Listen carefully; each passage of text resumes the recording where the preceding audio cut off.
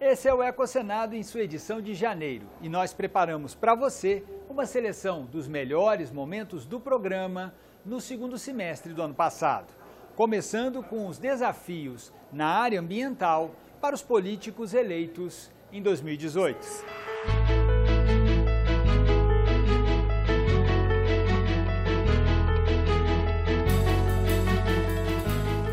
Você vai ver também Parque Olhos d'Água em Brasília, um exemplo do poder da mobilização pela preservação ambiental. Era uma atividade de buscar lixo, de limpar o parque, de fazer ações graduais de limpeza, de recuperação.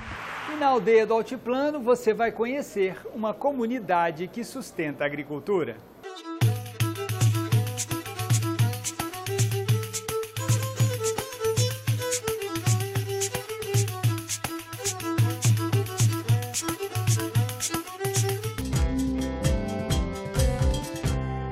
Redução no desmatamento, mudanças no licenciamento ambiental, destinação adequada dos resíduos sólidos, universalização do saneamento básico. Em outubro, quando tivemos eleições gerais, o Ecocenado destacou os principais desafios na área ambiental que serão enfrentados agora pelos novos governadores, parlamentares e pelo novo presidente da República. O que te preocupa mais? Não ter água na torneira? Ficar sem energia elétrica? Lidar com a falta de alimentos? Ou não ter ar puro para respirar? Tudo isso diz respeito ao meio ambiente. Uma agenda tão importante quanto complexa que o presidente e os parlamentares eleitos vão ter que enfrentar. Para entender melhor os principais desafios do país na área ambiental, conversamos com estudiosos e ambientalistas.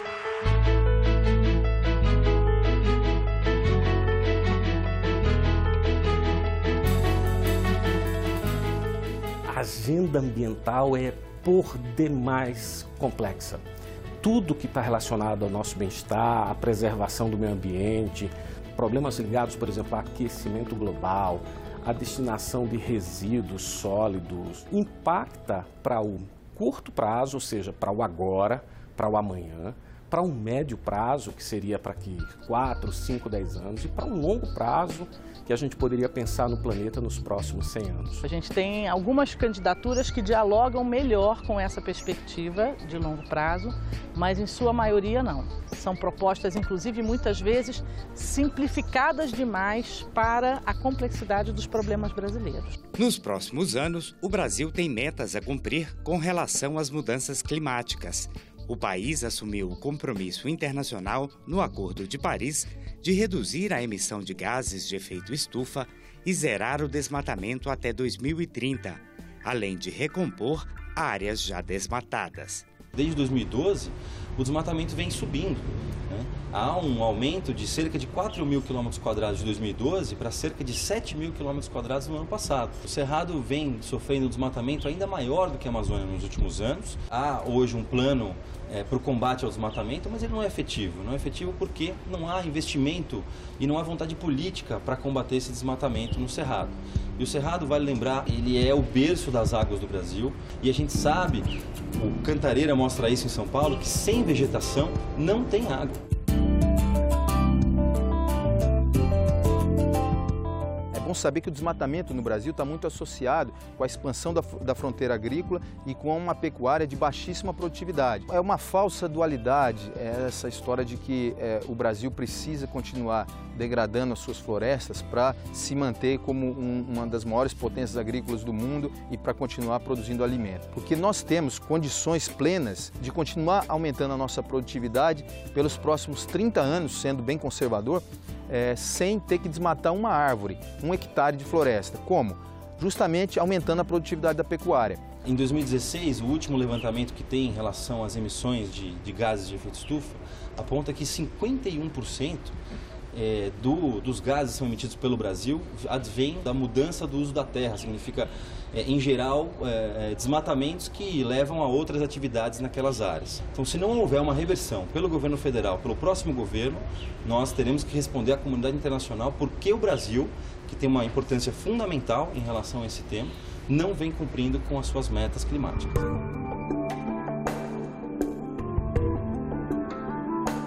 O Brasil é o 7º maior emissor mundial de gases de efeito estufa e 1/3 deles vem de processos de produção de energia. Não há compromisso com a descarbonização, com fazer uma mudança da matriz energética brasileira de uma forma mais consistente. O Brasil já tem um atlas eólico que demonstra onde a energia eólica pode ser aproveitada. O Brasil é um país tropical, ou seja, pode aproveitar a energia solar em qualquer espaço. Já existem sistemas híbridos e muita tecnologia que vem sendo desenvolvida. O que falta é fazer investimentos, dar créditos especiais para que o próprio cidadão possa buscar essa solução, desonerando assim o Estado de garantir, por exemplo, energia de grandes hidrelétricas para sustentar toda a população.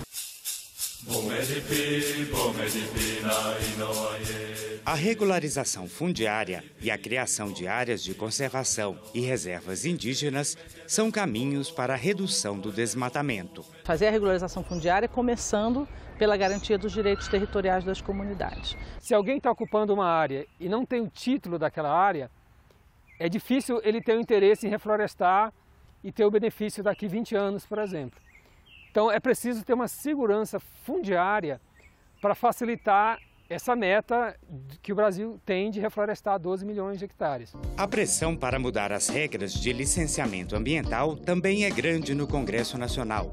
Há mais de 2 dezenas de propostas em análise. O licenciamento ambiental é o principal instrumento da política nacional do meio ambiente. Então ele tem uma relevância fundamental para o funcionamento do sistema como um todo. O próximo presidente ele tem que focar na melhoria desses padrões, que são os padrões de licenciamento, os padrões, para que não aconteça, por exemplo, o que aconteceu com Mariana. O nosso licenciamento ele é moroso, sim, por alguns problemas que nós temos de falta de estrutura nos órgãos ambientais, poucos servidores, pouca estrutura para trabalho. Nós temos um problema também da judicialização do licenciamento ambiental. Então, acho que a gente pode modernizar a legislação e existem projetos tramitando no Congresso para isso. O que eu não concordo é com algumas proposições e algumas falas do setor produtivo, da agricultura e da indústria que levam a uma reivindicação de um licenciamento quase cartorial, sem nenhum controle por parte do poder público, de facilitar o extremo. Isso a gente não pode fazer. A falta de saneamento básico também afeta a saúde dos brasileiros. 40% da população não tem acesso à coleta de esgoto. O Plano Nacional de Saneamento Básico prevê a universalização das redes de água e esgoto até 2033. O Instituto Trata Brasil, que é uma entidade privada que estuda o assunto, ele estima que a gente tem que aumentar em 62% os investimentos que a gente tem em saneamento. Teria que passar aí da casa de 13 bilhões de reais por ano para 21 mais ou menos. No ritmo que a gente está investindo hoje, a gente vai conseguir essa universalização que está prevista para 2033 no Plan SAB, só em 2050. O meio ambiente certamente é a agenda mais importante das nossas vidas. Estamos falando da nossa casa, estamos falando da nossa continuidade, estamos falando do único planeta que conhecemos que podemos ocupar e viver nele. Estamos falando do nosso país, que é o espaço territorial dentro desse planeta que nós podemos dizer que é nosso, que temos para habitar. Não temos plano B, não temos outro planeta para ocupar. Então temos que cuidar efetivamente dele.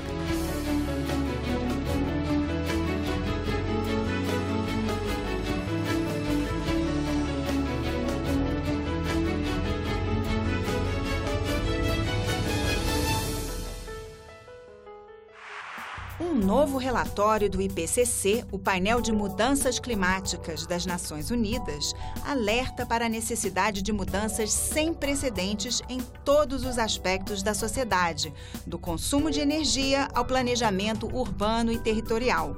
O objetivo é limitar o aumento máximo da temperatura da Terra a 1,5 grau centígrado. Segundo os cientistas do IPCC, esse limite é a única forma de diminuir os efeitos catastróficos do aquecimento global nos ecossistemas do planeta. Inaugurado em 1994, o Parque Olhos d'Água mudou a ocupação do Plano Piloto de Brasília, Patrimônio da Humanidade. preservando árvores e nascentes em uma área originalmente destinada a edifícios residenciais e comerciais. Prova de que a mobilização em nome da preservação ambiental tem poder.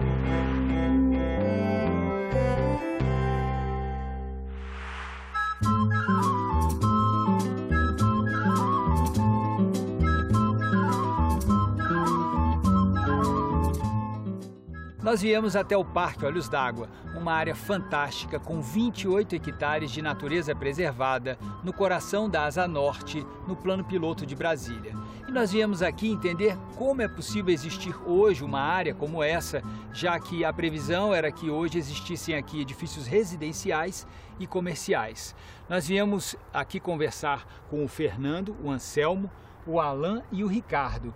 Eles participaram do movimento que possibilitou a existência desse parque, um movimento que começou nos anos 80, não foi isso, Alan? Nos anos 80 tinha uma vizinha nossa chamada Celeste, recém-aposentada, e ela se deparou com pessoas do governo fazendo medições para a construção de prédios do lado do nosso prédio aqui na 415. Quando ela viu aquilo, ela percebeu que seria uma grande perda de qualidade para a própria cidade, uma área com nascentes, com rio, com lagoa, com uma vegetação farta e densa, ser de repente aterrada e transformada em prédios comerciais e residenciais.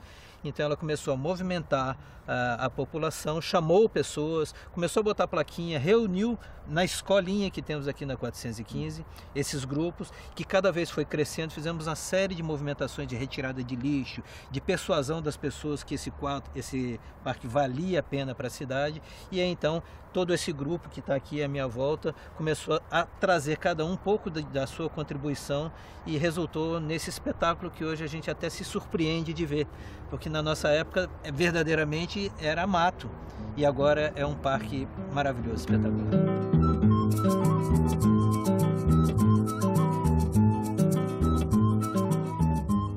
Anselmo, mas e aí como é que vocês se organizaram? Quer dizer, a partir dessa constatação da vizinha do Alan, o que vocês fizeram? Era importante a gente organizar o grupo, a equipe, para a gente poder agir com mais eficiência. A gente criou uma associação, Sociedade dos Amigos do Parque Olhos d'Água, que recebeu o nome de Sapo na época, em homenagem à lagoa que tem aqui também, né? E a partir da criação dessa associação, os trabalhos e a luta que a gente teve foi muito mais efetiva. A gente pôde atuar junto à Câmara Distrital com a aprovação da lei que criou o parque propriamente, e a partir daí todo o trabalho ficou mais fácil, né? A gente conseguiu apoio, inclusive de diversos políticos, né? E de corpo de bombeiro e da sociedade. Então o movimento cresceu bastante a partir da criação dessa associação e a gente conseguiu, pelo menos garantir, num primeiro momento, garantir a existência do parque. Para esse foi o nosso primeiro objetivo. Esse nome da lagoa surgiu a partir do nome da Sociedade Amigos do Parque Olhos d'Água ou foi o contrário? O que veio primeiro, o ovo ou a galinha? A população, o grupo que estava aqui já chamava de Olhos d'Água, né? Já tinha a ideia de se criar o Parque dos Olhos d'Água. Eu não sei exatamente de onde que veio isso, acho que é uma coisa um pouco mais antiga. Mas o nome da lagoa, Sapo, Lagoa do Sapo, né? Do Sapo já veio, a gente fez uma combinação, já que a gente estava trabalhando num lugar que era favorável, vamos dizer assim, à criação desse nome, a gente, enfim, compôs dessa maneira, chamando de Sapo. E tinha, né, um monte de sapinhos que estava cantando. Todo sapo, toda lagoa tem sapo, né? Tem sapo. Eu escutava lá da minha casa o coachar dos sapos. Pois é. E aí então a gente fazia cartaz, venha coachar conosco. E era uma atividade de buscar lixo, de limpar o parque, de fazer ações graduais de limpeza, de recuperação. A área era muito degradada. Na primeira leva, a gente plantou 700 mudas de árvores e aí depois, gradualmente, com o Departamento de Parques e Jardins, fomos fazendo trilhas. Inclusive, isso aí marca um pouco essa luta, vamos dizer assim, essa entrada da sociedade civil, né, na briga pelos parques, né? Acho que foi a primeira sociedade assim que teve um caráter muito forte, que assumiu uma luta realmente muito importante para a criação dessas áreas protegidas. Mas era uma questão interessante porque a Sapo, né, também tinha esse caráter de incomodar, né, de incomodar a sociedade. Olha, esse parque aqui, ele deve existir, ele tem que existir, né? Então tinha gente que era contra, tinha gente que achava um absurdo, falava, ó, esse pessoal é louco, esse pessoal é maluco, querer criar parque dentro de áreas de superquadra, né? E aí a gente falou, olha, esse nome vai ser muito interessante, porque eles vão ter que engolir o sapo, né?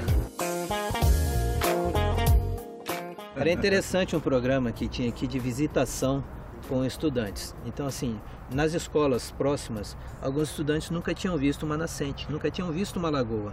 Então a gente ia na escola, convidava a escola trazia esse grupo de alunos, a gente fazia uma visitação, tudo era muito incipiente, não havia uma trilha decente. Então, assim, gradualmente a própria população começou a ser atraída por conta desse programa de visitação com as crianças que a gente também fez. Agora, Ricardo, hoje o parque é um sucesso, né? É amplamente frequentado, várias atividades, né? Sim, relativamente pelo tamanho dele, é o parque mais utilizado de Brasília. Ele diminuiu muito a densidade urbana aqui na Asa Norte. Então a gente trocou a área pavimentada, né, trânsito mais intenso, por área verde. E preservamos também a riqueza hídrica do local.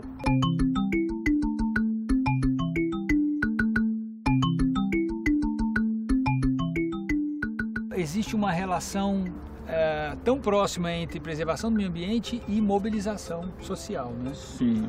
Essa questão da conscientização, ela é fundamental. Trazer as pessoas para a nascente, trazer as pessoas para o parque, quando você, inclusive nesse processo, principalmente nesse processo de formação. Não tem como se fazer isso sem a comunidade estar do lado. Tem que ser uma luta da comunidade, então você tem que ter muito trabalho de conscientização. Agora, para que o parque continue existindo, para que o parque continue cada vez melhor, é necessário que a mobilização continue, Ricardo? Sim. Nós ainda temos problemas. O decreto que ampliou o parque, ele pede outras providências, né? Que é a questão de uma enxurrada pluvial causada por galerias pluviais que são lançadas dentro do córrego do Parque Olhos d'Água. Ela causa erosão, assoreamento, destruição da vegetação marginal, e o córrego ele é vítima dessas galerias. Então a gente ainda tem essa luta de preservar o córrego, porque ele está sendo destruído pela enxurrada pluvial, que tenha que se dar uma solução a esse problema. A nossa intenção principal era ocupar o espaço, porque também não adianta a gente criar lei, criar um monte de coisa, ficar, né, e deixar uma área, porque ia acabar tendo vários tipos de invasão. Então, teve momentos que a gente teve que tomar atitudes até mais radicais, de ocupar o parque, de acampar e fazer vigílias, né, e chamar a atenção de toda forma da imprensa, da sociedade, através de fixação de cartazes, né, e chamar todo mundo para ocupar o parque, porque é importante a gente provar e demonstrar que isso aqui podia virar isso que virou hoje, né? Porque a sociedade acaba aderindo. Eu acho que é uma necessidade, um desejo de todo mundo de estar em contato com a natureza, né? Então, num primeiro momento, se você sente ameaçado, a primeira coisa que você faz vamos tomar conta do que é nosso. Se precisar da gente dormir aqui, se precisar da gente ficar acampado aqui o tempo que for, a gente fica. Mas vamos garantir esse parque, porque ele é importante para a gente, é importante para a cidade, para a comunidade, para os nossos filhos, né? Para todo mundo que frequenta isso hoje. A gente acabou de ter aqui uma conversa super interessante sobre mobilização social e preservação do meio ambiente. E eu queria agradecer a presença do Fernando, do Anselmo, do Alan e do Ricardo, responsáveis pela mobilização inicial que deu origem aqui ao Parque Olhos d'Água. E eu convido você agora para um passeio pelo parque.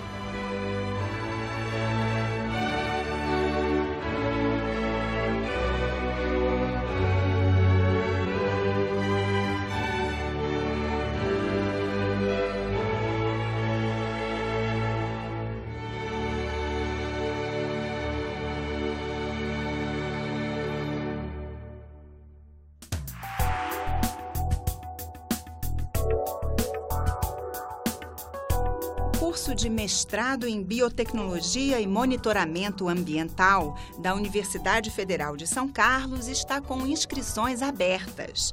As aulas acontecem no campus de Sorocaba, no estado de São Paulo. São oferecidas 10 vagas. distribuídas por 4 linhas de pesquisa: análise ambiental, ambiente e saúde, biologia molecular, além de biofísica e biomateriais. A prova, prevista no processo de seleção, será aplicada no dia 22 de fevereiro e a entrevista com os candidatos no dia 25 de fevereiro. Mais informações pelo endereço eletrônico ppgbma@ufscar.br. A Vila do Altiplano é uma ecovila situada em ambiente urbano aqui em Brasília. Nós fomos até lá para conhecer uma CSA, Comunidade que Sustenta a Agricultura. Um novo conceito de produção agrícola e interação social que vem se difundindo mundo afora, com impactos na saúde, na alimentação e no respeito à natureza.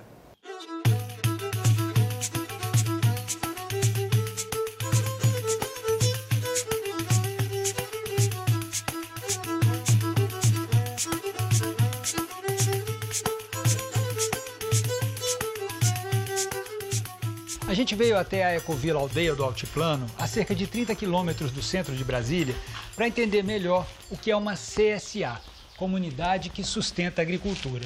E a gente vai conversar agora aqui com o Mamed, com a Fabiana, com a Lena e com a Maria Alice. E vão explicar para a gente o que é uma CSA. Lena, explica para a gente. É uma associação entre um produtor orgânico, né, e agricultores, que são pessoas que decidem se responsabilizar, fazer parte do processo de produção dos seus alimentos. É uma arquitetura social. Então, o matéria-prima são as pessoas que participam e cada grupo tem a sua característica. Aqui em Brasília, no Brasil, a cola, né, que dá é a agroecologia. Pessoas trabalham com agricultura orgânica, agrofloresta, enfim, sem usar agrotóxicos, cuidando da terra, da natureza, né? Então tem essa pegada. A comunidade que sustenta a agricultura, ela tem uma importância social e pessoal, assim, muito grande. Especialmente quando você está dentro de um centro urbano, onde as pessoas estão isoladas, cada uma no seu dia a dia, enlouquecido, e se alimentam dentro desse mesmo ritmo e dentro desse mesmo isolamento da sua própria vida. Tá construindo esses territórios em coletivo, né?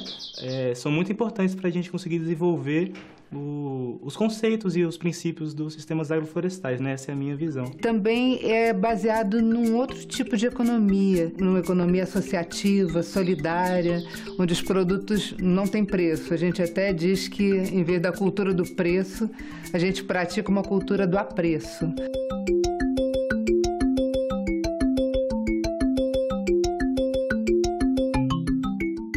Em 2015, que as 3 primeiras CSAs aqui em Brasília começaram a funcionar e hoje são mais de 25 CSAs funcionando, aqui em Brasília. No Brasil tem por volta de umas 100 CSAs, tem até um site CSA Brasil, quem quiser saber mais onde tem outras CSAs também só acessar esse site CSA Brasil.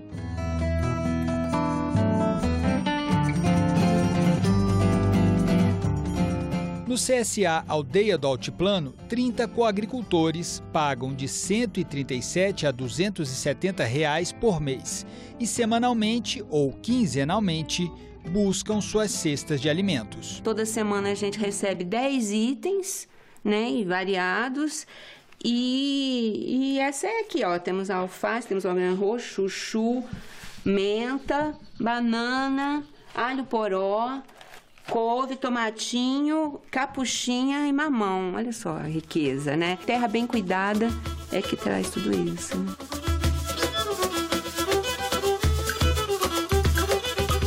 Existe uma parceria que ela se desdobra em muitas coisas, porque evidentemente que essas pessoas, quando elas se reúnem para fazer isso, elas descobrem muitas afinidades. No primeiro sábado do mês a gente faz um café da manhã, a gente tem um grupo de WhatsApp em que, como nós trabalhamos com alguns produtos meio incomuns, né, a gente troca receitas. É o contrário da cultura de escassez, que é o que deixa todo mundo neurótico. Não tem escassez. é sempre abundância. Abundância de tudo, de alimento, de amizade, de prazer, de saúde. Depois da conversa com os coagricultores, fomos também conhecer as técnicas de cultivo adotadas.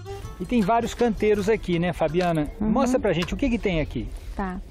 Bom, então, o nosso sistema aqui de produção é um sistema com hortaliças e também com frutíferas e plantas adubadeiras, e um conceito fundamental para a gente é a cobertura do solo. Então a gente usa essas folhinhas, usa a palha do capim e a água a pé, no caso, que a gente tirou do nosso tanque de irrigação, que também vem para cá para ciclar os nutrientes e para...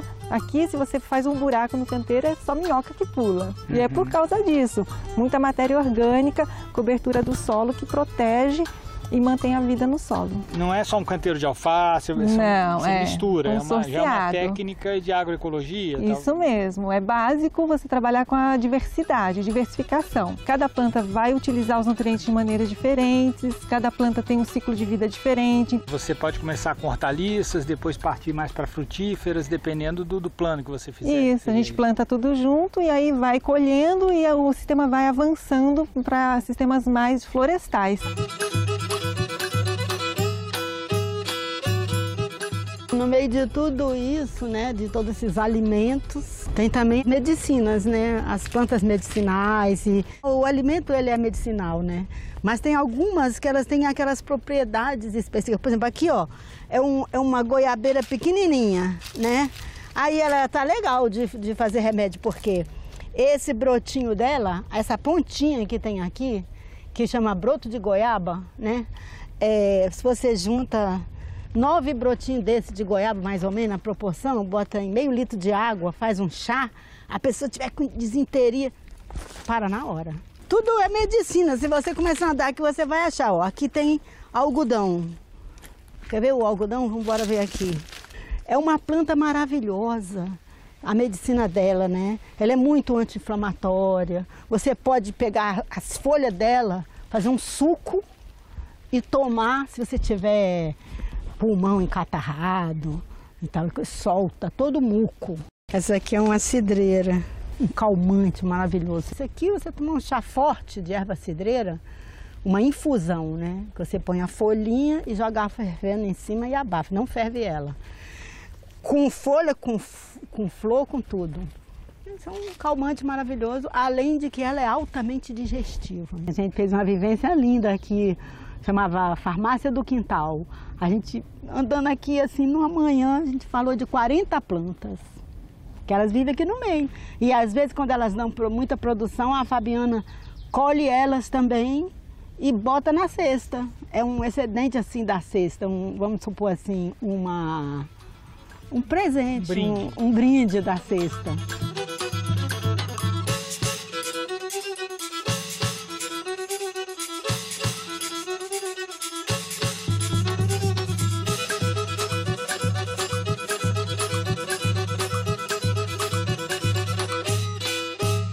Esse foi o Ecosenado. Em 2019, nós continuaremos levando para você os temas da preservação ambiental e do desenvolvimento sustentável. Entre em contato com a gente pelo telefone 0800 61 2211 ou pela internet no endereço www.senado.leg.br/TV.